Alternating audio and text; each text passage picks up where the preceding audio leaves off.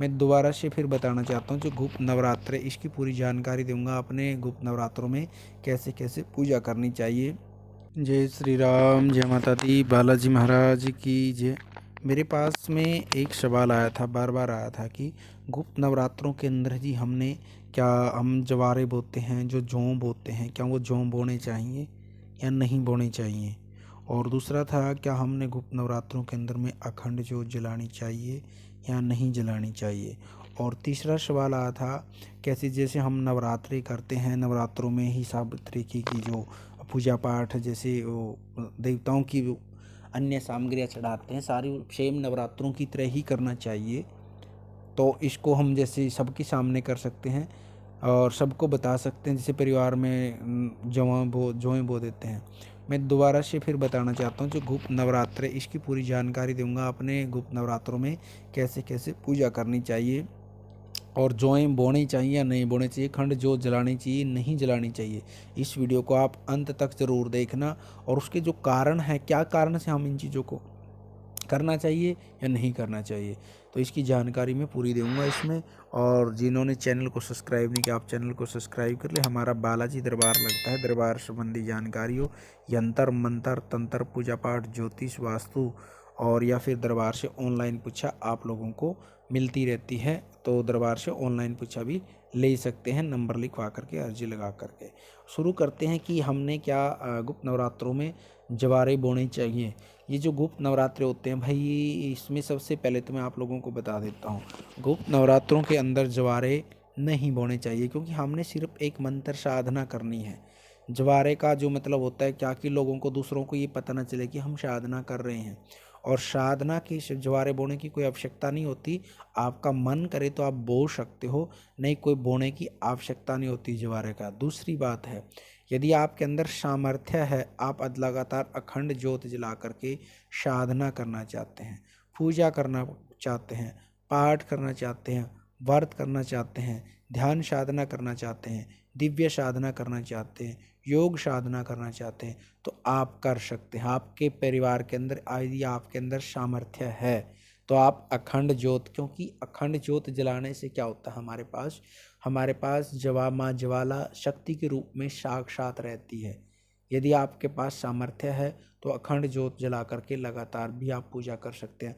उससे आपकी शक्ति और ज़्यादा बढ़नी शुरू हो जाएगी, शक्ति जल्दी बढ़ेगी और ज़्यादा बढ़ेगी अखंड ज्योत जलाने से। और दूसरा, ज्योत के बारे में मेरे पास कई बार सवाल आए हैं। माँ काली की पूजा हम शुरू करते हैं तो माँ काली की पूजा में हमने घी की ज्योत जलानी चाहिए या तेल की ज्योत जलानी चाहिए। देखो, उसमें भी आपका सामर्थ्य होता है भाई। आपके पास सामर्थ्य है तो मैं तो सलाह दूंगा कि आपको घी की ज्योत से ही आपको माँ काली की पूजा करनी चाहिए, क्योंकि जो घी की ज्योत से माँ काली की शक्ति चलती है वो एक उग्र रूप में नहीं चलती, वो शांत रूप में चलती है। माँ बड़े शांत स्वभाव से चलती है और शांत रूप में ही काम करती है, शांत रूप में ही आगे बढ़ती है। जैसे हम तेल की ज्योत जला के करते हैं पूजा और तेल की ज्योत से करते हैं तो माँ उग्र रूप में चलती है। उग्र रूप में क्या है, थोड़ा जो हमारा शक्ति का भाव है ना, वो बड़ा तेज रहता है शरीर में। एक शांत रहता है और एक उग्र रहता है। उग्र मतलब कि शरीर में गुस्से टाइप में शक्तियाँ चलना, तो वो उग्र रूप में ही शक्ति चलती है। घी का तेल का मतलब यही रहता है।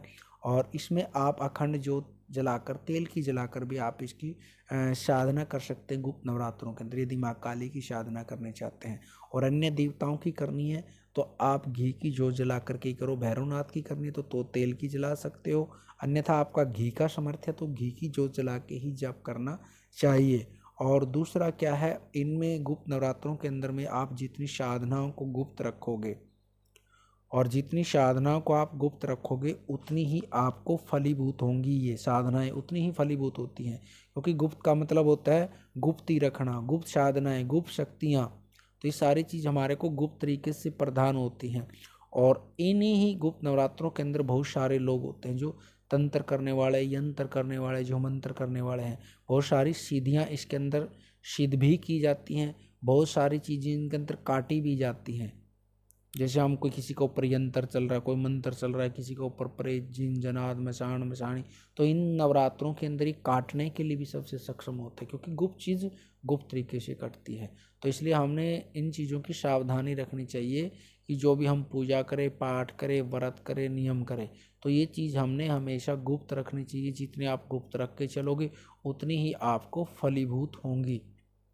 बार बार मेरे पास सवाल आता है कि हम बता सकते हैं, जैसे आपने कंजकें भी जिमानी हैं तो आप अपने घर में, आप घर वालों को ही पता होना चाहिए। हमने आज नवरात्रे किए थे, पूजा पाठ की थी या साधना की थी, जब किया था तो कंजकें जिमा दी, सभी को पता नहीं होना चाहिए।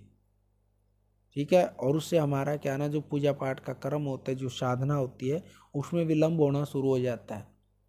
तो विलम्ब न करके आपको पूर्ण फल मिले, इसलिए इन चीज़ों की जानकारी आप आगे बढ़ना चाहिए बिना विलम्ब के। यदि वीडियो अच्छी लगी, जानकारी आपको अच्छी लगी, तो वीडियो को लाइक करना, शेयर करना, कमेंट करना और वीडियो में जय माता दी जरूर लिखना। माँ भगवती आपके ऊपर और आपके परिवार पर कृपा बनाए रखेगी। सभी को जय माता दी। सीताराम। नमो आदेश।